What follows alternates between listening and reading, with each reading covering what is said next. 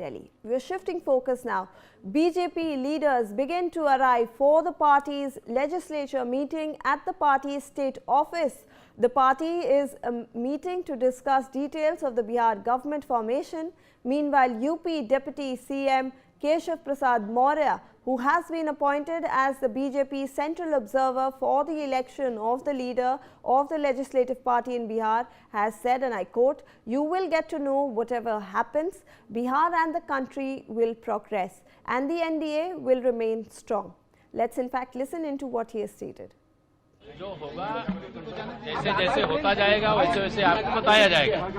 जो होगा अच्छा होगा, बिहार आगे बढ़ेगा, देश आगे बढ़ेगा, एनडीए मजबूत रहेगा। Joining me on the broadcast is my colleague Shailendra Kumar with more details on this. Shailendra, धीरे धीरे सारे नेता पहुंच रहे हैं वहां पर। जो मीटिंग की जो एरिया है पार्टी के स्टेट ऑफिस पे, हमने देखा कि यूपी के जो डिप्टी सीएम है केशव प्रसाद मौर्य, उन्होंने कहा कि एनडीए स्ट्रांग रहेगा और धीरे धीरे सारी डिटेल्स भी बाहर आएंगी।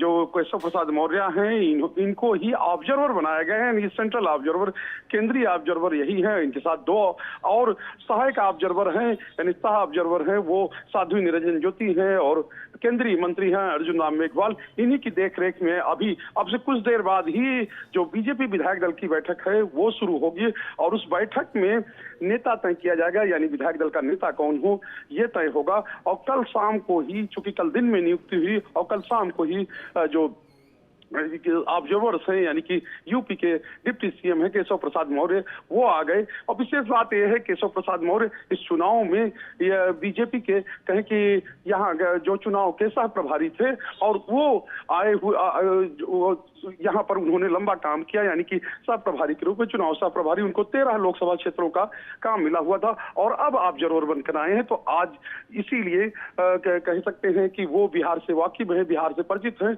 और साफ तौर पे है कि जो नेता का चुनाव होगा वो उनकी ही देखरेख में होना है। चूंकि जब बैठक में जाते हुए उन्होंने साफ तौर पे कहा कि जो होगा अच्छा होगा, क्योंकि एनडीए जो है वो बड़ी मेजॉरिटी के साथ बिहार में सत्ता में वापसी कर रहा है। जी बिल्कुल, धन्यवाद शैलेंद्र।